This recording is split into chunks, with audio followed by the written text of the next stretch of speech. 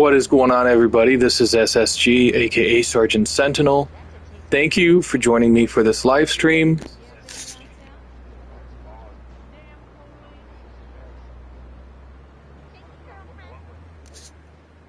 Sorry about that, had the volume of my phone on. Again, like I said, this is SSG, aka Sergeant Sentinel, and thank you for joining me for this live stream. I do greatly appreciate it. If you do enjoy this live stream, definitely hit that like button. It helps the channel out, obviously. Be sure to share this on social media so others who like Grand Theft Auto 3 or just want to watch a live stream this afternoon can drop in and check it out. And as always, check out the other videos that I do have on my YouTube channel. Hit the like if you do enjoy those, and be sure to share those out as well. Thank you so very much.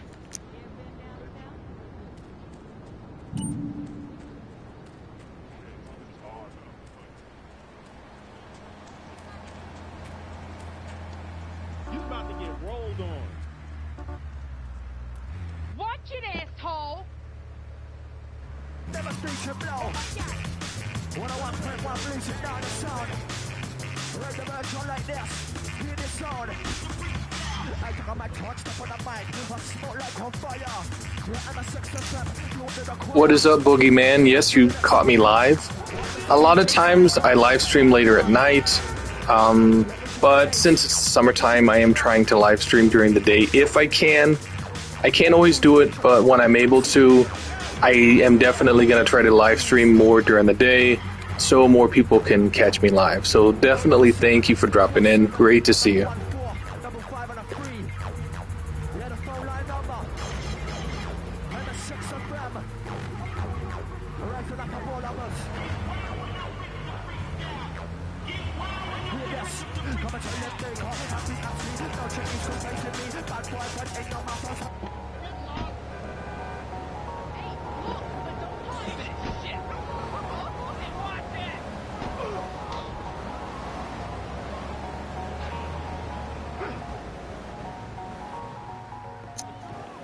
Yeah, they have released a number of updates to the remasters that have fixed a lot of the glaring issues they had at launch. And thankfully they're in a much better state. I did pre-order the definitive collection on Xbox at launch, and I played it, and it was in pretty rough shape. I'm not too picky as far as it comes to Grand Theft Auto, but I will admit that it was still in pretty rough shape. But they fixed a lot of that, thankfully. It's just unfortunate, though, that they didn't implement something. I kind of feel like it's a quality of life improvement that they should have implemented that pretty much turns off all licensed music when you live stream. Grand Theft Auto 5 does that pretty much by muting the music whenever you're playing, which is cool because I can still hear it. The audience can't hear it, but it keeps my videos from being flagged. It boggles my mind that they did not implement that for the definitive edition, since there's so much licensed music, and if I'm playing licensed music during a gameplay segment, within 30 seconds YouTube gives me shit over it. So that's one of those things I think they should have implemented, but they never did, for whatever reason.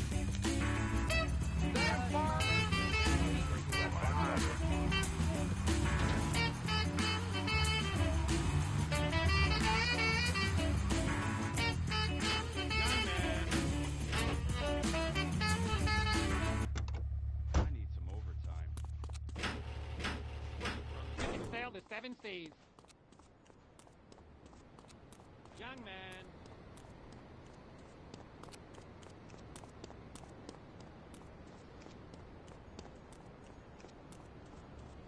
Where's my damn tool? There's a place you can go. Y'all from around here? You are exactly right. The name of the third-party studio that did it was Grove Street Games. They were actually the ones responsible for it. I guess Rockstar Games was too tied up, basically printing money with Grand Theft Auto Online to be bothered to do it themselves, which is unfortunate because back in the day they were a very talented and passionate studio. Poison Maniac, what's going on? Thank you for dropping into the live stream. I do greatly appreciate it. We did get started just now, so you didn't really miss anything, so it's all good.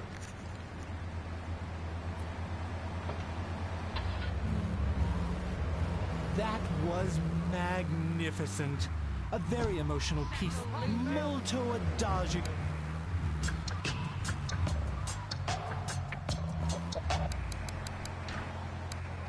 Good pitch. These kids that thought they were going to be millionaires, look where the super information highway has There's a gotten place you them. can go. Nowhere. It's a dead end. Uncle Sam takes care of his boys. And some girls. If more people would join the military, this would be a...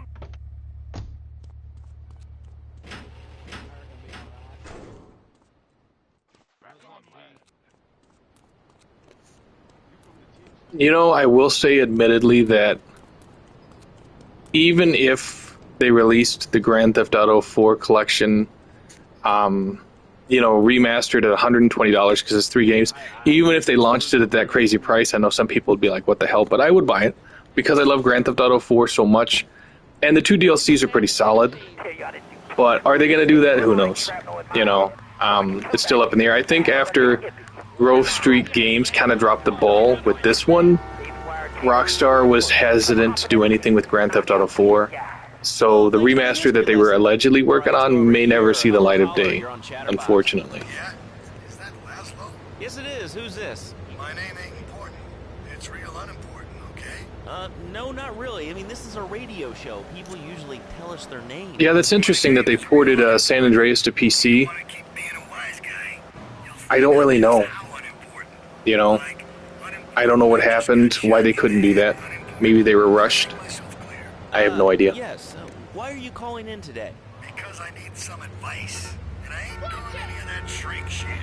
If you swear again, we're gonna have to cut you off. This is a family show. Sorry. I'm just a little unhappy, a bit agitated. Real angry. It's my mom. She don't think I'm a real man. Can you imagine that? I mean, I do a man's job and all, but she treats me like a little boy. All I get is your pa this and your pop.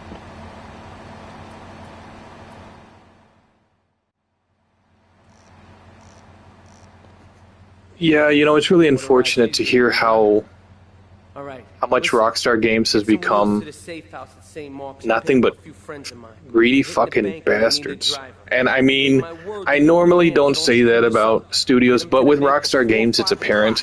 It's like minimum effort, maximum profit. That's what they're all about nowadays. And it's great to see, especially over the past few days, how much is coming out that, they canceled all of that single-player DLC for online because it's getting a lot of people pissed. And hopefully, because Rockstar Games nowadays, it's like Rockstar Games now, in 2024, they're not the Rockstar Games of 2013 or 2003. Now it seems like they're filled with a bunch of cowards. And hopefully, because they're cowards, they will say, okay, you know what, we'll release some single-player DLC, to appease everyone. And it's like, that's fine. You can release 100 DLCs for GTA Online and give them tons more content. All the single-player fans want is a couple DLCs. It's like I said, you could launch 2 and give the online community 100, and I'd be happy with that. I'd be like, shit, I got my 2. That's fine. But they didn't give the single-player community anything. They canceled all of them and gave all of the content to the online community. And it's like, you shouldn't have to choose between one or the other. How about make both happy? That's my biggest gripe with it. Friends and become president of the United States. Pogo the Monkey is the game kids are sure to stare at for hours. Everyone loves Pogo. Idiot Gamer called Pogo the best spring and simian game since bouncing bananas. Buy the game Pogo the Monkey today. Right, Pogo? Yeah, there's a lot of Rockstar IPs, like Smuggler's Run, like Manhunt, like Bully, that just got shelved, and it's like everything goes to Grand Theft Auto as far as Rockstar goes right now. And again, I mean, I'd say if they were really going to throw their weight behind it, that would be fine. Like with Smuggler's Run, if you want to do Smuggler's Run, make it much more in-depth than it was. Yeah, the dune buggy and the airplane was cool, but make it so you got to do deliveries on dirt bikes with Trevor, and you got to do deliveries in helicopters, and I mean, really go in-depth with it. Don't just do, the half-ass approach like they did. And then, of course, like with I mean, with Manhunt, shit. Rather than have Trevor feuding with people, Trevor could be a fucking serial killer because everybody knows he's a lunatic. And, you know, you could put that mini game of Trevor stalking certain people and killing them in an alleyway like they did in Manhunt, and it would fit because Trevor's a lunatic. Everybody knows he's a lunatic. The FBI guys are scared of him. You know, so you could implement that with Franklin Clinton being into the street racing scene. Do that, but make it so that he can customize the inside of his car like you could in Midnight Club. I mean, really go all out. You know, that was something that bugged me, is they said, oh, here's a nod to Midnight Club and here's a nod to Smuggler's Run, but they really were half-assed about it. And it's like, man, you're Rockstar Games, you're like the best in the world. Don't half-ass that shit, you know? Do it so that everyone is so insanely impressed that no development studio can ever measure up. That's what they should shoot for. And unfortunately they didn't, because, like I said, GTA, it's just not as, it doesn't receive the effort that they used to. Just because the people running Rockstar now are much less than the people running Rockstar 20 years ago. They're just not of the same caliber, and that's unfortunate. I'm a marketing manager who lives in the suburbs and commutes to work on the highway. I live alone, so of course I needed a car that could see through.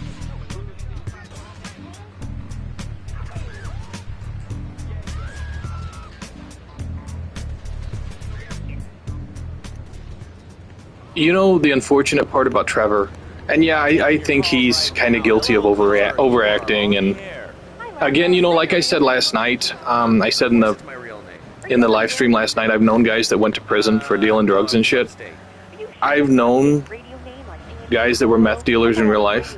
I knew like 3 of them, and none of them acted anything like Trevor, and that's fine, I get it. It's all, you know, it's all for dramatic purposes and all that. And that's not my biggest gripe with Trevor. My biggest gripe is he's a meth dealer, and that's a big part of his story. But at no point during Grand Theft Auto 5 can you sell meth. So you play as a meth dealer, and Chef is cooking meth, but you can never sell meth to make money. That just makes no sense. And for people to say, oh, Rockstar couldn't figure out how to balance it, just look at Scarface. You know, Scarface, The World Is Yours, came out on the original Xbox and PlayStation 2. You know, they did drug dealing perfectly in that game. And, I mean, if Rockstar Games needed an idea of how to do it, that would have been perfect, you know. Yeah, and I'm sure you can do tons of crazy shit in online, but, again, I mean, I've said this time and time again, they put all kinds of cool shit in online, but, you know, for guys like myself that play single player, I never play online. I don't want to have to combat little rich kids flying around on jet bikes, you know, spam killing everyone. I just don't want to have to deal with that shit. So I prefer to play online, you know, as minimum as possible. I think I played it maybe 3 or 4 times. But like I said, single player content, it's just not there. And they gave all the good stuff to online. They completely neglected the single player community, which absolutely sucks. Because in previous iterations, the single-player community was front and center. And I don't have a problem with them giving the online community stuff, but it's like, don't neglect those who, you know, play the single-player content.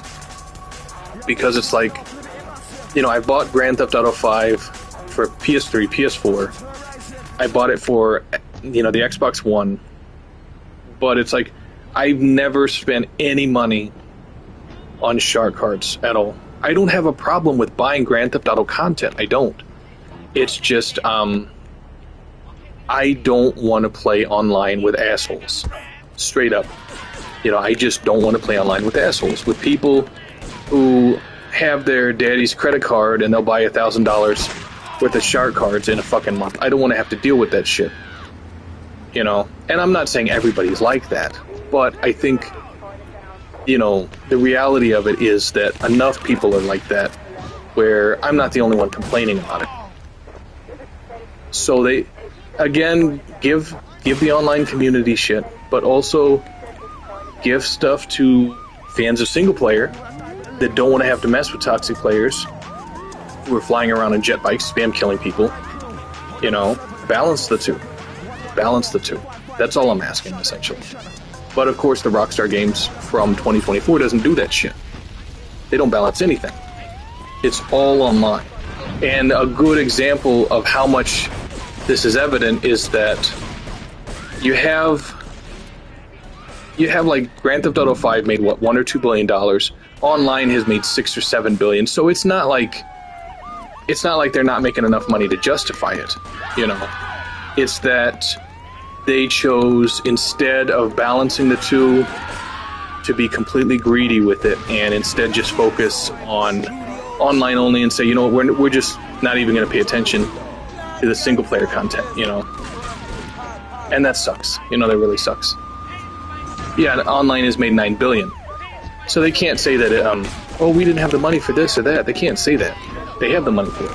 It's just they chose to be assholes about it.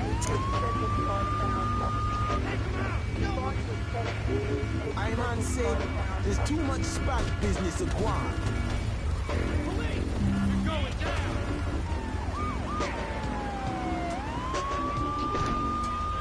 Now, there is a good chance that Rockstar Games is actually learning from their mistakes, because they did mention that, you know, Grand Theft Auto 6 itself, the single-player map, was going to be an evolving map. It was going to change over time, kind of like how the Fortnite map changes. And that's not the online portion of the game, that's the single-player portion of the game.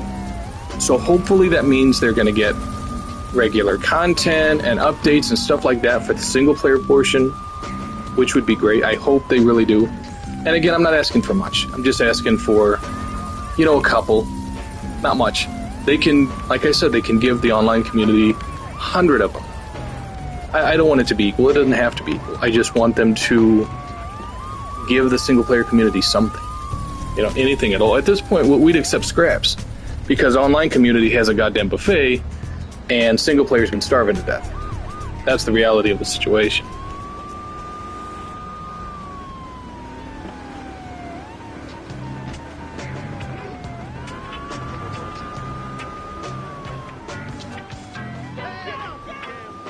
I'm on say there's too much spot business of Guam.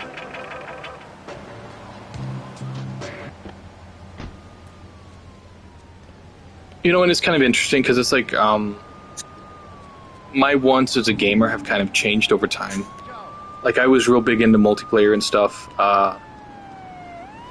back, you know, during, like, the PlayStation 3 generation. I played a lot of multiplayer. Battlefield 4, goddamn, I played it so much. You know, I played it on both PS4 and Xbox One when I transitioned over, and I maxed out my rank 140 on both of those. So it's not that I don't like multiplayer. It's just over time, especially with games that can be overly toxic, and believe me when I tell you, Grand Theft Auto Online can be super fucking toxic. You know, Halo Infinite's not actually bad. You know, I played Call of Duty, I played Battlefield, and it seems like in Halo Infinite, it's actually pretty chill. I do like single player. I played Halo Infinite both single player and multiplayer. I actually played Halo Infinite probably more multiplayer than I have single player. You know? But it's like, with GTA 6, I am looking forward to it. I played Fortnite. I played PUBG. I did buy it at first. You know, and I played PUBG for a while. I played Fortnite for a while, both single, and I played it with my oldest, who just turned 18. So I played Fortnite before. It's fun for a while, but with something like GTA, I just... You know, with GTA, I love the storylines and all this other stuff that really goes into it. And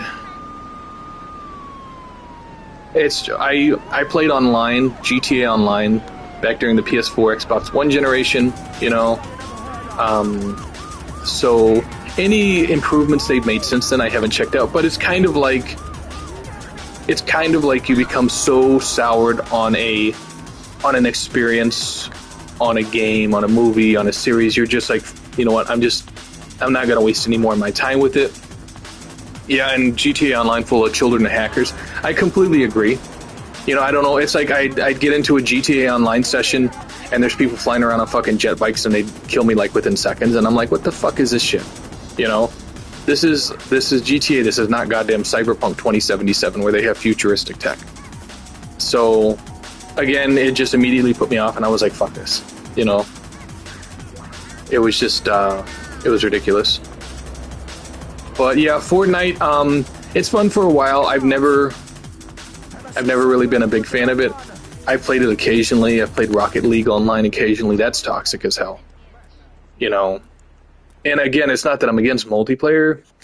Like I said, hell, the other night, like 2 nights ago, I played Halo Infinite multiplayer for probably an hour and a half. So I'm down with it as long as it's not overly toxic. And like I said, I've never really had an issue with Halo Infinite being toxic. People on there are actually pretty chill, which I appreciate. You know, but with GTA Online, it's completely out of control. You know, completely out of control. Yeah, I agree about physical media. You know, because it's like GTA 4 is a great example because you buy the disc, and right off the disc they had some great fucking music. And I get it, the licenses expire, but with these online updates, of course, they remove the music from the disc, and the music they replace it with is absolute dog shit. So I'm kind of like, what the hell is this, you know? But yeah, like, nowadays, you buy a game like Call of Duty and the game isn't even on the disc. It has like an unlock key or whatever you want to call it, and you have to download 95% of the game. That's ridiculous. Yeah, I get it, games are getting bigger, but Sony was actually working on an evolution of Blu-ray discs that had tons of storage on it. I don't remember off the top of my head what it's called, but I do know these discs could contain like 100 gigabytes, which is crazy for a disc. You know, but it's not to say it can't be done, but I think you have games like Call of Duty that just get bigger and bigger, and it gets harder to make it work. You know, so everything going digital, it's going to be necessary for like the bigger games, I think. But the smaller games could all make, you know, physical, but it seems like they're just trying to cut out the middleman, you know. Because with physical, you got to print the disc, you got to put them in the cases, you have to ship them to warehouses or whatever, you got to sell them on store shelves. And with digital, it's easy. You know, you just go to the PlayStation Store, the Xbox Store, or the Steam storefront, and you download the game you want, and that's it. You know, it's much easier for them. But I think if they're going to do that, they need to not sell games for $70 a pop, because there's no justification. It's like if full price, the game should be no more than $50, because it's like you don't have to print anything. You're just essentially selling us the game code, I guess, in locked format. You know, you're not really selling us something that had to go from point A to point B. We're just downloading. So there's no reason to charge $70 anymore. It should be $50. But, I mean, I doubt they'd ever go for that. I think if enough people threw a fit about it and really raised a stink about it, that you might see something like that happen. But, to be honest, it would be hard to really get it to gain some traction. Because for the most part, people are casual about their gaming experiences. And while a lot of us will get on Twitter and we'll bitch and moan about stuff that really, you know, stuff that's predatory almost in the gaming industry, the majority of people don't pay attention to that shit. They'll go to Walmart and they'll buy whatever game they happen to see a 30-second commercial for. And that, it's unfortunate that people are that uninformed, but that's just the reality of it right now. Even though gaming is mainstream and a lot more people know about it, not a lot of people are really paying attention to important stuff, like the fact that physical is going away and digital is going to be, you know, digital is going to be more prevalent, and the fact that digital technically should cost less than physical. You know, they're just not paying attention to it. I know, Pop. I'm working on it. Tony! How's your mama? She's a great woman, you know. Strong. Firenze. She's good. Fine. Terrific. Yeah, I completely agree. You know, with paywalls, constant updates, internet connections, it sucks, you know.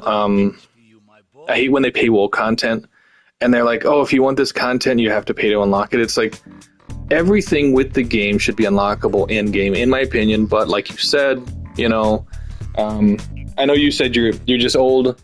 I would prefer the term old school. I think we're old school. You know, where That's how it used to be. That's how it should be. You know, where everything that's on the disc you can unlock. You know, or everything with the base game you can unlock through in-game gameplay, not through having to, you know, deal with the paywall. Then, of course, the constant updates, how they're releasing a game, and the game is barely in functioning state, but they have to, you know, they have to release this huge day one update that's like 15 gigabytes just for the game to work right. It's like, why couldn't you delay it like 30 days and include this day one update, you know, with the main game? It's ridiculous. But again, I get it. It's the biggest reason why that's happening is because gaming has gone mainstream. Because you have people who now are shareholders or executives at these huge companies. Now that gaming has taken off, and of course it really took off during the PS3, Xbox 360 generation, you have these people involved with making decisions with games that see them only as a product. And you can't look at gaming as a product. Despite what some assholes like Martin Scorsese might say, and I don't know if he's weighed in on this or not, but he just seems like the type of asshole that would say this. Gaming is art. Video games are very much art. You know, it's an art medium, and you can rush things from a technical standpoint, but you can't rush art. And a lot of these games have the developer's vision in every aspect of that game. And if you rush it, it's going to end up screwing things up from a technical standpoint, from a creative standpoint, from a marketing standpoint. And games that should have been successful won't be successful because you have the executives making bad decisions, fucking everything up. That's the biggest problem.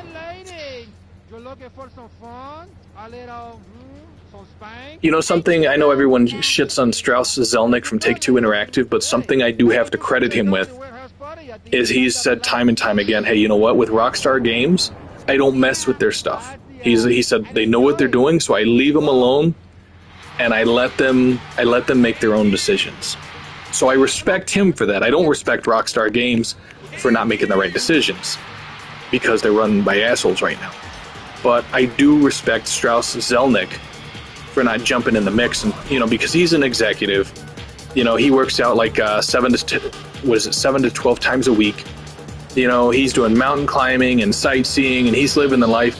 And he probably sits in his office for maybe 3 hours a day. Everything else is transferred to his cell while he's out on a, you know, $2.5 million yacht. I'm sure he's doing that type of shit because he seems like that type of guy. But again, to his credit, he doesn't jump in the mix. He's not a guy who's an expert at video games. Rockstar Games, technically, they're experts at video games, so he lets them have control of what they're going to do and not do. And then they just tell him, hey, this is what we're going to do, and he's like, okay, that's cool. You know, so I don't really like the guy, but I got to respect him for doing that. I think a lot of guys like Andrew Wilson and, you know, Bobby, I'm going to kill my secretary Kotick, and other guys like that, they could learn a lot from that. Because their biggest problem is they stick their nose in it and they don't understand it. You know, like how Andrew Wilson admitted that he wasn't happy that EA had the Star Wars franchise and it happened before he got there, so he didn't really respect it. And of course, that's why, you know, Disney eventually decided that EA wasn't going to have it exclusive, that it was going to be open, because he didn't respect it, because he's not a gamer, he's a businessman, you know. They gotta have gamers running these countries. Have gamers run these countries and have businessmen as their advisors, but don't have the businessmen running these goddamn companies because they don't give a shit. You know, they look at something like Nintendo and they're like, oh, it's technically inferior. You know, and it's like, no, you can't look at it like that because Nintendo knows what their customers want. And yeah, Nintendo is so happy, I get it. But Nintendo knows what their customers want. All these you know, classic IPs, and they give it to them. Whether it's HD, whether they didn't put in enough, you know, real emphasis to validate a $70 price tag or $60 price tag like the new Donkey Kong, it doesn't matter. That's what their customers want, and that's what they give them. But with Electronic Arts, with Ubisoft, with Activision, they're run by shady, soulless bastards that are nothing more than businessmen. They're not gamers. They don't understand gaming. They don't respect gaming.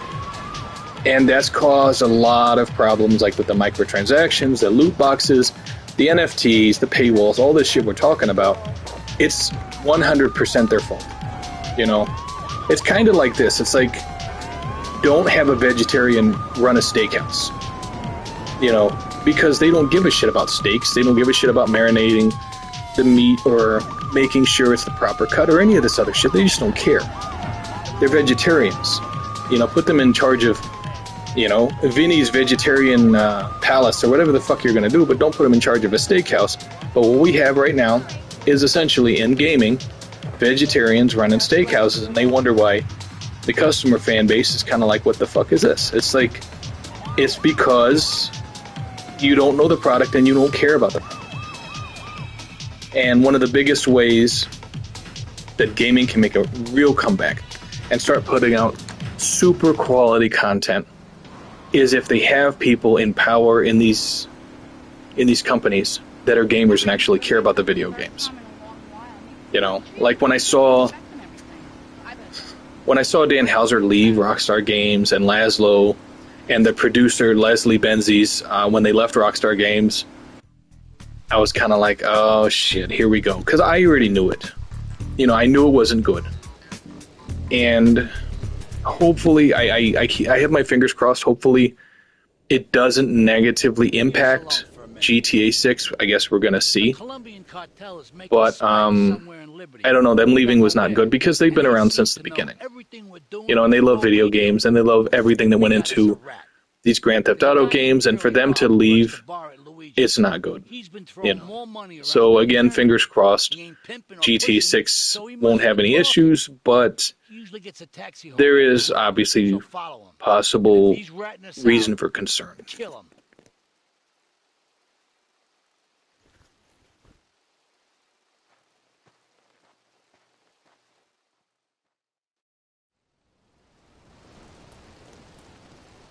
One of the other biggest issues with modern gaming is that if they fuck it up, let's say a game takes, you know, a game before you could, you know, 2 or 3 years during the PS3 or Xbox 360 generation, and it could legitimately release in a solid state, no issues, right?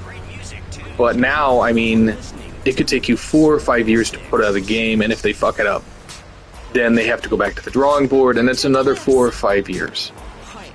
And let's be honest, none of us are getting any older.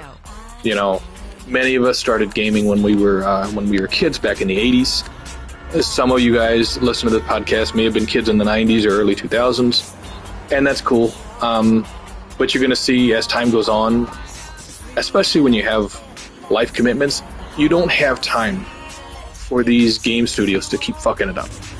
You need them to get it right the first time, because you don't have time for them to, you know, you've been waiting for 5 years for this game and it finally launches and it's fucked up, and they're like, oh, well, we're noting what went wrong with it and we'll make sure we get it right the next time. Motherfucker, so you're telling me that from the first time I ever heard about this until the time you get it right is going to be an entire decade. 10 years. I mean, for some of us, that's like more than 10% of your life, just for them to get it right. Whereas with PlayStation 3 and Xbox 360, they could be pumping these out. You know, they could pump out 3 of these games in a decade. But it's like they got to get it. They need to focus more on getting it right from the start, rather than 10 plus years. You know, then we'll get it right next time. It's like no, don't try to get it right next time. Try to get it right this time. Bring people in to advise you that give a shit about video games. Make sure the game is technically sound when you release it, you know, and actually listen to your customer feedback beforehand. This is also why launching demos helps tremendously. You know, a lot of games may not offer demos anymore, but I think launching demos is a good way to get the temperature, so to speak, of your fan base to see what they're thinking about it. And I would say, you know, do the demo when the game is in alpha. Say, hey, this is an alpha build, but we just want your feedback. And then when the gamers give you feedback, actually listen to the feedback. Don't say, that's interesting, we'll take it under advisement. Don't do that shit, because it's like, look at the Sonic debacle, right? With the Sonic movie character, how horrible the character looked. and they listened to the feedback, and they went back and said, okay, you know what, we'll redesign him, and we're going to delay it, but we're going to do the right thing by the fan base. And the movie was a success. They had a second one. It was a success. You know, it allowed them to have an ongoing successful movie franchise just because they listened to the fan feedback. It's like, stop listening to advisors and analysts and stuff about your product. Just listen to your fans, because you don't have to pay the fans. How's it going, Rob Allen? Great to see you, buddy. It's like, you don't have to pay the fans. They will give you advice for free. And if the collective opinion is all along the same lines, you know it's going to be good advice. And just listen to that, and your product will be successful, and you'll make tons of money. That's all there is to it. But when it comes to these guys, you know, these executives that are dickheads, that want to spend money and they expect basically to be able to spend money to guarantee success. And it's like, it doesn't work like that. You know, it doesn't work like that. It's like, criticism is so much more valuable. You know, positive and negative criticism from your fans is so much more. It's like worth its weight in gold, so to speak. You know, again, fans will tell you exactly what's wrong with your game. They'll tell you what's good about it, what's bad about it. And yeah, you have like people, you know, dissing Starfield left and right just because it's an exclusive. I get that. You know, you have some people dissing God of War just because it's an exclusive. Again, I get that. You just have to weed out that shit and listen to the credible feedback from people that are saying, hey, I liked this about your game, but I also didn't like this. You know, like I had criticism about Starfield. My biggest criticism was that Starfield was running, you know, 30 frames per second on the Xbox Series X, which is supposed to be the most powerful console. I said, why? In 2023, why the hell is this running at 30 frames per second? Everyone's like, oh, because of the game engine, it can't possibly run at 60 frames per second on the Xbox Series X. And I was like, okay. Guess what? Like 6 months later, you know, Todd Howard and Bethesda is like, Starfield now runs at 60 frames per second on the Xbox Series X. And I'm like, you motherfuckers. I was like, so I was right, and all these fanboys were wrong.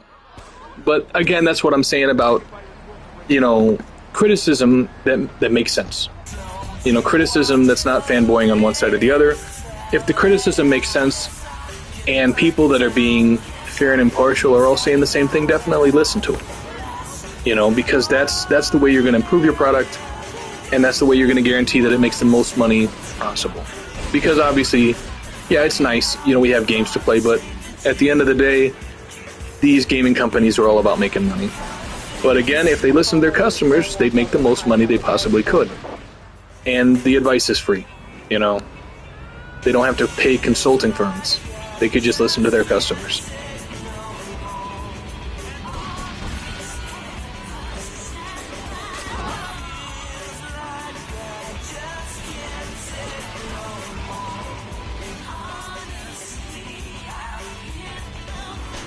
Yeah, artistic choice, my ass. Todd Howard is so full of shit. I'm surprised he doesn't open his mouth and shit spills out like fucking lava from a volcano. That guy is always talking some craziness. You know, always ridiculous. Absolutely ridiculous. But, you know, it is what it is. He kind of has a reputation for doing that type of shit like that.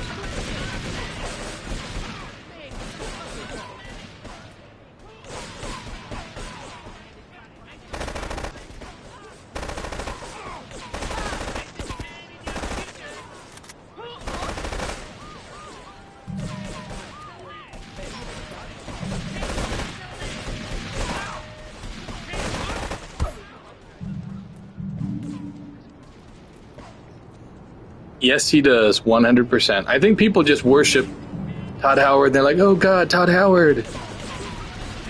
And it's like, stop. It's like, the guy isn't that great. You know, he's still using the creation engine from the late 90s. It's like, you guys gotta stop. He's not that great. I get it. Some fanboys are like, oh my God, he can walk on water. And it's like, no, the fuck he can't. You know? It's like, he's not that great. I would venture to say I don't think there's any person that I know of that's working for Xbox that deserves that level of praise, you know. And I'm not saying Xbox is bad. It is my primary gaming platform. Obviously not when I'm live streaming on YouTube. But I love Xbox. It's just a lot of their personalities that they have. You know, they're kind of overrated. And I know I would say even Sarah Bond, because she kind of seems guilty of the word salad shit. You know, where they ask her a question and she kind of talks in circles and gives very non-specific answers, and it's like, what the fuck is that? Because she doesn't know how to answer certain questions, just because she can't, I guess, throw her hands up and say, hey, you know what, we fucked up, we dropped the ball, we're sorry. You know, but Phil Spencer, Matt Booty, I think all of them they range from moderately overrated to tremendously overrated, but again, the community is just like, oh my god, they're so great. And of course Todd Howard is one of those, you know, that's tremendously overrated. But everyone's like, oh my god, he made something so great. And it's like, yes, but there's probably people in the industry that could have made it a lot better than he did. I'm just saying.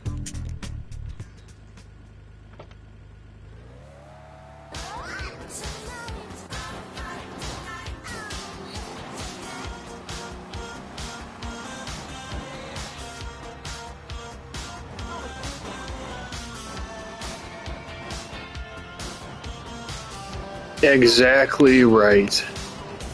But, I mean, in her defense, she was wearing green, and I guess green is the color of salad, so it kind of makes sense.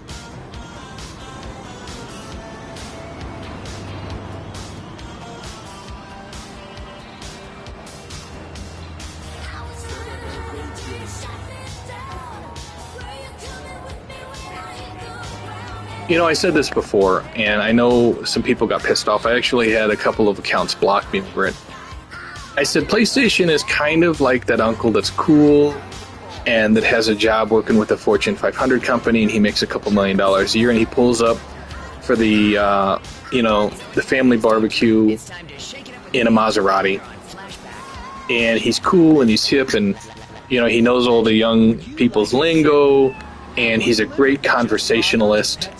And he's single, and all the wives are looking at him like, oh my god, I wish I could be the woman on his arm, right? You know, that's PlayStation. And then you got Xbox, the guy that pulls up in the, old beat-up rusty Camaro, and he's got a 12-pack, and he's still using lingo from the 70s and 80s, and he's balding, but he's combing it over. I said that's Xbox, trying to be cool, but they're not really cool anymore. And that didn't go over too well. But, I mean, that's kind of how it is, you know? They're trying so hard to be cool and this and that, and it's like, you know, again, they're their own worst enemy, you know. And again, I'm not trying to turn this into any console shit, because I love Xbox, but it just seems like they're like a lot of these executives. They just miss the mark, and then they have that befuddled look on their face, like, what happened, you know? How did we screw up? And it's like, well, you guys kind of shot yourself in the foot repeatedly, you know, like the same foot with the same pistol. It just, so much of this shit is avoidable, you know, like I tagged Phil Spencer before. I'm like, hey, dude, listen. I'm like, I will advise you guys for free. Shit. I can tell you everything you're doing wrong and how to unfuck the situation. I don't think he replied, though, but he should have, because it's free advice that he's probably paying someone $800,000 a year for, and their advice sucks. Go and pick up the dust cart. Careful. 8-Ball says it's real sensitive, and the slightest bump could set that thing off. Their fish factory will open its gates for a dust cart, so you can drive right in, park up between the gas canisters, and get the hell out of there. I want it to rain mackerel. We're talking real biblical here, nothing low budget.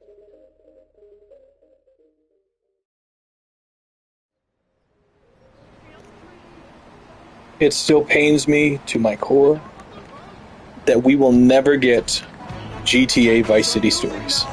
Ever, ever, ever. On current generation or last generation consoles. Because of Phil Collins. I mean, it's not Phil Collins' fault, but it's the record label that owns the rights to his music, and they're like, fuck no, fuck you, you know, we don't give a shit, Rockstar Games. And it's like, you know, it's just tragic. How much is Microsoft involved with Xbox? At this point, I would say they're balls deep.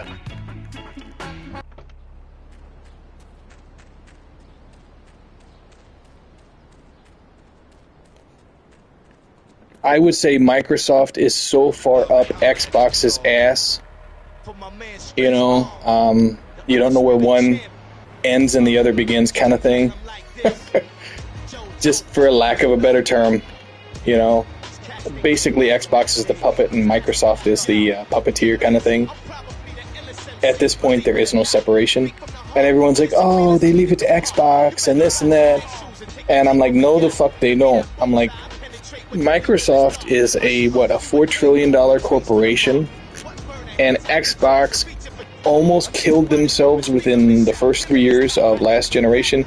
There is no way a company that is successful is going to say, you know, going to look at the history of Xbox, you know, lean back in that leather recliner and, you know, light up a cigarette and say, nah, it's all you, big homie, do what you want. There's no fucking way they're going to let them do that. They're going to control that shit like that husband who knows his wife been stepping out.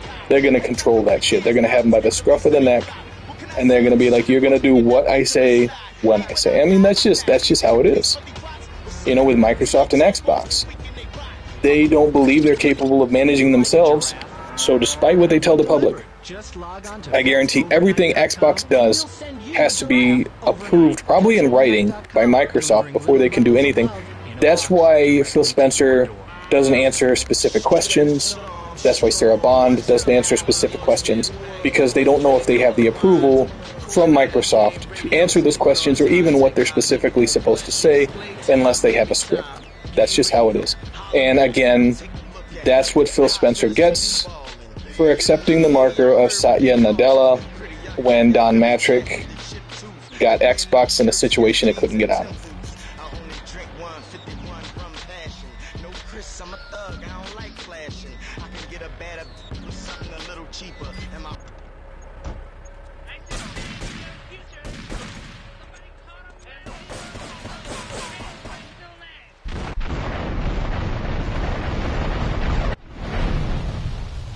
I think that's definitely reasonable that the $70 billion acquisition had a lot to do with that.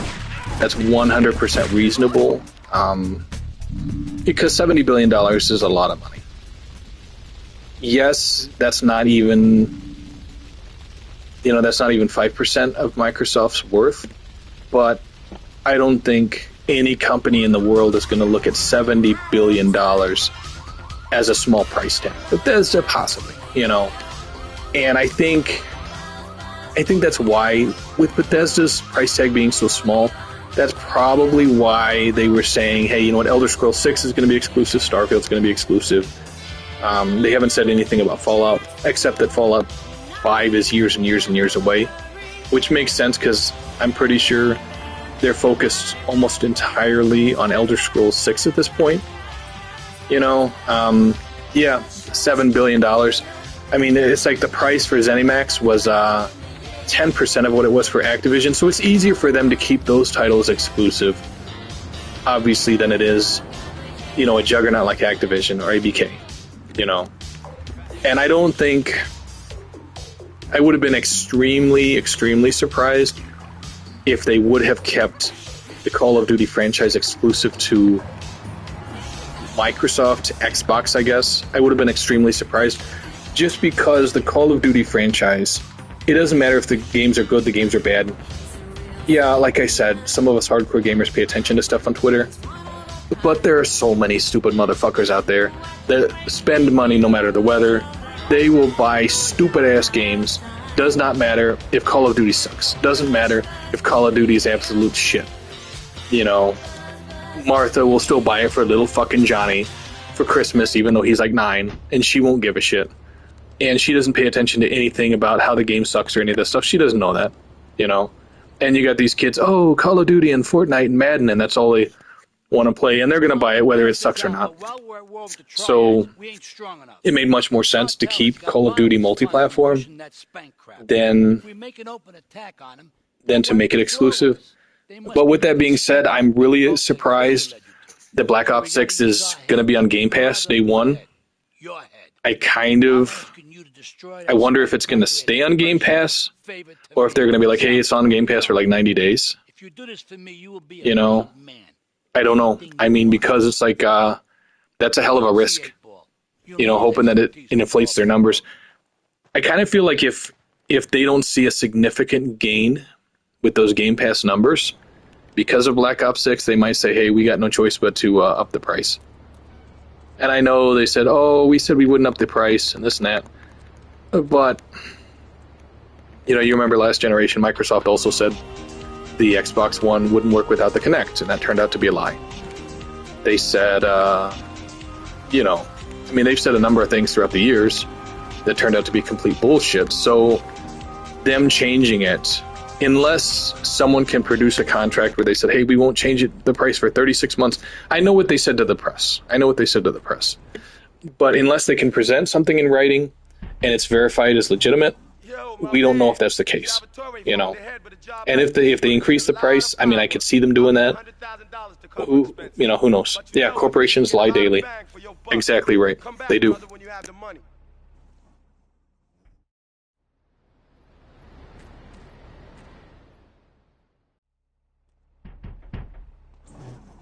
Okay, let's do this then. I can set this baby to death. Thank you so much for everyone who is checking out this live stream. I do greatly appreciate it. If you are enjoying this live stream, definitely hit that like button and be sure to share it on social media. I do greatly appreciate it.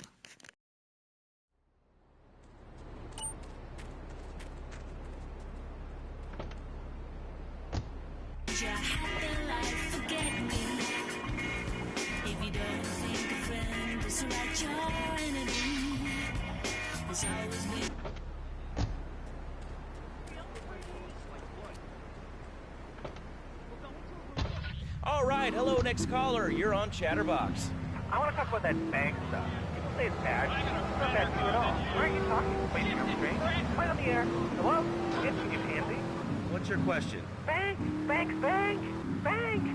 What about it? I mean, that's not really a question. Questions usually start with words like how and why, and they end with your voice going up like this. Don't mock me. I know where you work. You're just like all the rest. How's that? All right, it's evil, dude. And toothpaste, they use it to control us. Why do you think all the commercials tell you to brush your twice a day? I will say the next 12 months looks really, really, really good for Game Pass. You know, we have a lot of games that are still slated to drop this year.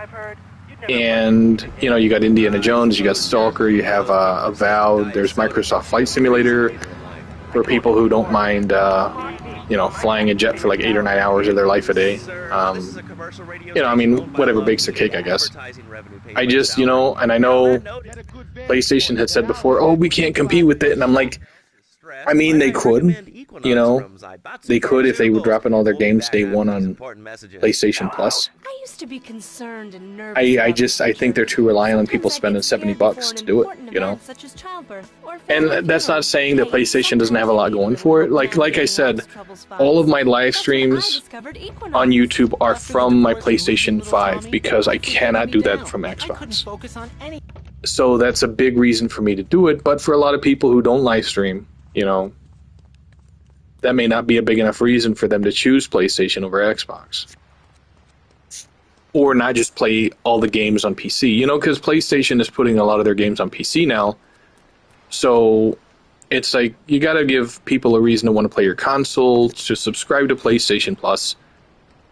And I think if they kept their games exclusive and they said, hey, you know what, you can play it for like, you know, we'll give you, like, you can play God of War Ragnarok day one on PlayStation Plus, you know, you'd see a hell of a bump.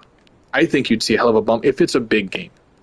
You know, if it's something like Horizon Forbidden West, you might not, because not everyone's into it. Admittedly, I think I played it for an hour, and I was almost bored to sleep. And it's on PlayStation Plus. So, again, that's not a title that's really going to wow everyone. I think something like God of War would, you know, Ragnarok. I was hoping it was on PlayStation Plus, but it wasn't. So I canceled my subscription a couple days ago. I was just like, you know, what am I paying for? I just don't play it enough.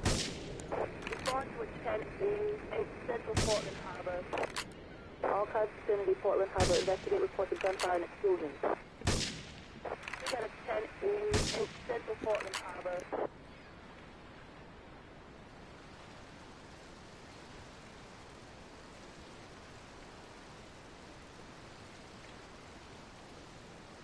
Suspect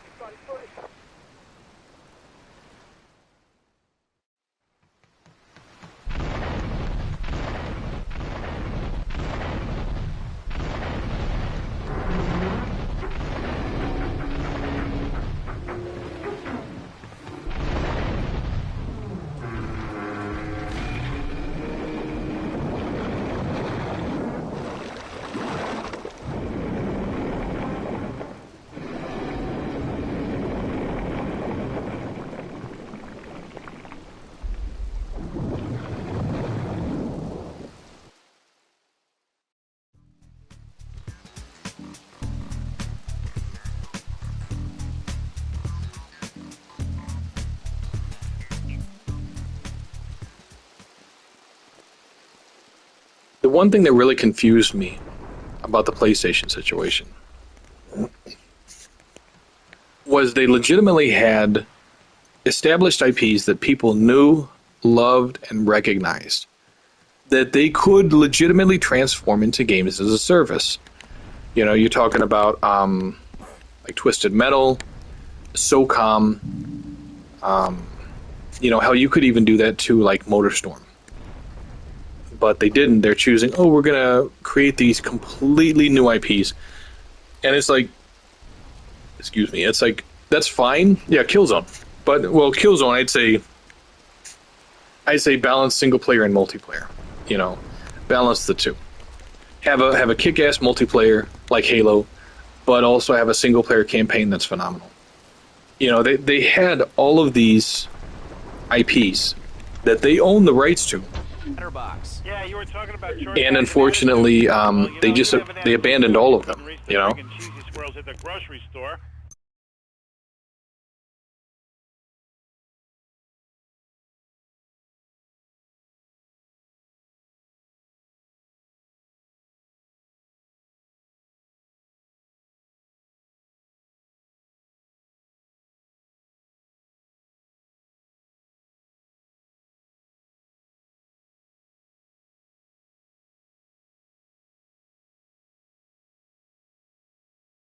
Award-winning show on Chatterbox. Today we're talking about anything, it seems. If you have something to say about anything, call now. Hello, caller. You're on Chatterbox.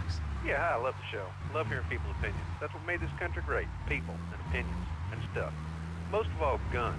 I had it with people whining about guns kill people. Guns don't kill people. Death kills people.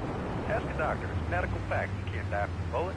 You can die from a cardiac arrest or organ failure or major hemorrhage. A small piece of metal ain't the problem. Besides, I only use my machine gun in the safety of my own home, my car. I ain't hurting nobody. And countries that don't have guns ain't America. You know, that's a really good point. Countries that don't have guns aren't American. You know, if more people had guns, we'd have less shootings in this country. All right, we're going over here to line 2. Hello, caller. You are on Chatterbox. Yeah, I'd like to say something about that. Yeah, I heard that too, that a lot of those studios did not want to make games as a service. They wanted single-player games. And I think, you know, I think there's a market for single-player games if you really make high-quality single-player games that make the customers feel like it's worth the price. But if they don't, then obviously they're going to wait for those to go on sale, and you're just not making enough money from those to justify development, according to a lot of these companies. It's my favorite cleaner. I'm proud of you, my boy. You kicked the shit out of those grease balls. I just got one little job for you before we can all celebrate. There's a car around the block from Luigi's Club. The inside is covered in brains. We had to help some guy make up his mind, and it proved a little messy. Take it to the crusher before the cops find it.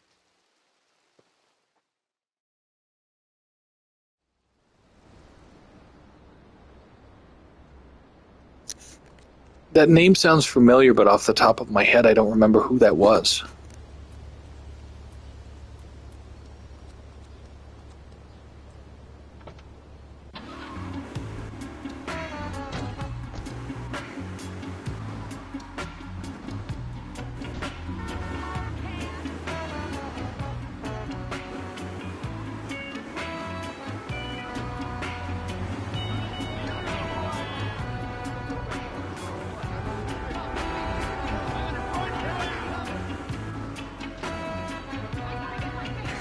If you are checking this live stream out, thank you so much for that. I do greatly appreciate it. Be sure to hit the like button if you are enjoying this live stream, and share it on social media as well. I do greatly appreciate it. Thank you so very much.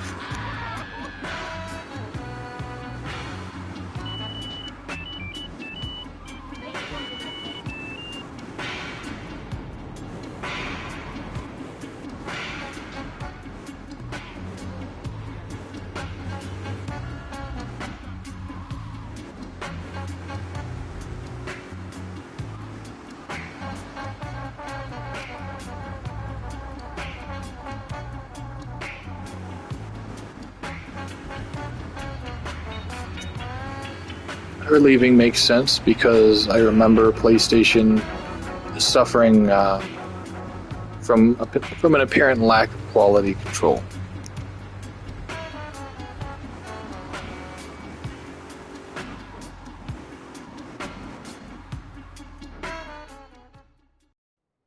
Listen, Salvatore thinks that we're going behind his back, so he was offering you to the cartel in order to make a deal. I couldn't let him do that. I mean, the worst thing is, it's all my fault because I told him we were an item. Don't ask me why. I don't know. Look, you're a marked man on the Mafia turf, and I've got to get out of here, too. I've seen too much killing, too much blood. Look, this is a friend of mine, okay? She's an old friend. It's so good. She's someone we could trust. Come on, enough of the speeches. We better get out of here before we get more hysterical Italians wanting less friendly reunions.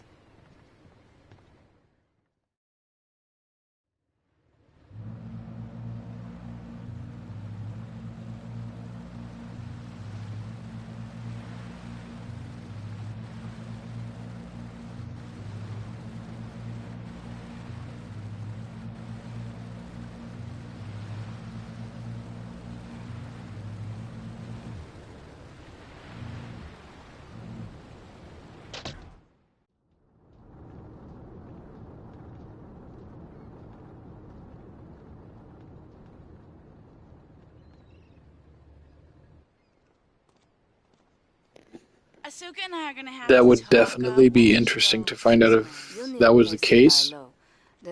But if there's an NDA in place, obviously, it can be years until it comes out.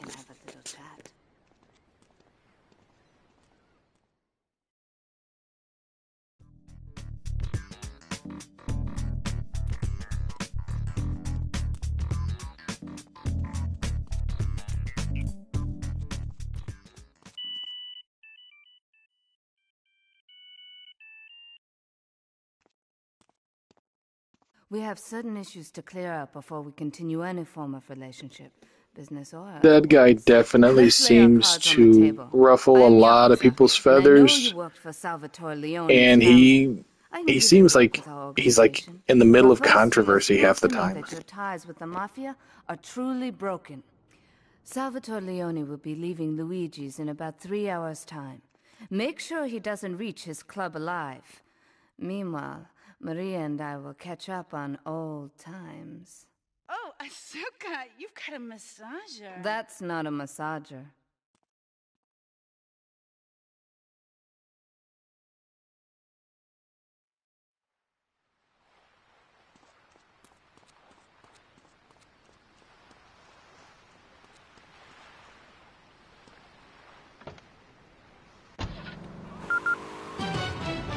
News just in from the traffic desk. Repairs to the Callahan Bridge have been completed.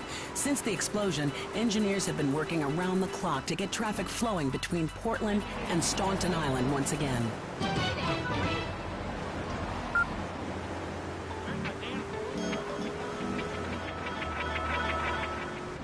KJ Rhythm Section with Aris. Peace and pleasure, my people. Nothing else. Put away the guns now, boys. I'm sure it's credible. I just think a lot of people who favor PlayStation and were Jim Ryan fanboys are definitely gonna try to downplay it if they can. And when it turns out that it actually happened, they're gonna start attacking everyone talking about it. That's just how they are.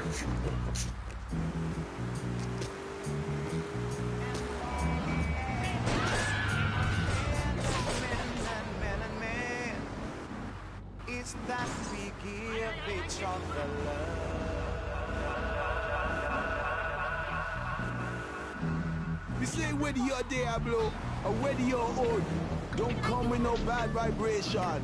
It'll do you no good. Yeah!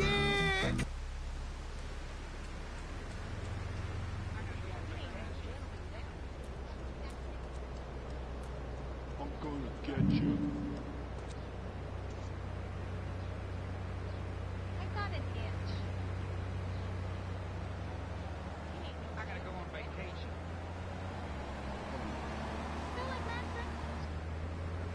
Take your girlfriend. Yeah.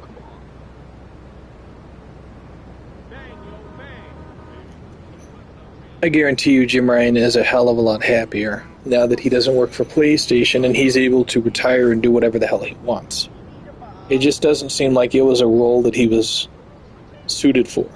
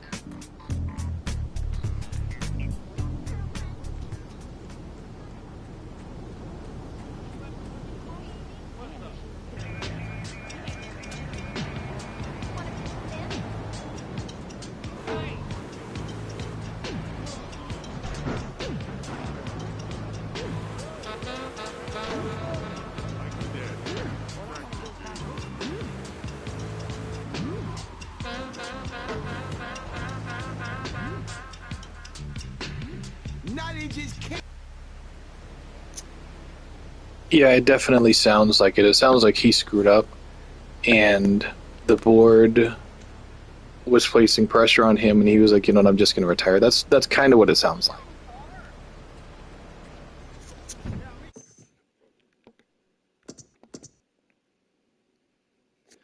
Anyway, that's it for tonight's or today's live stream. I might come back tonight and do another live stream tonight. I'm trying to do 2 a day. Thank you so much for everyone who did drop in. I greatly appreciate it. Poison Maniac, as always. Thank you, brother. I appreciate it. And everyone else who dropped in, I appreciate it so much. Please hit that like button if you did enjoy this live stream. Be sure to check out the other videos on my YouTube channel, and I will catch you guys later.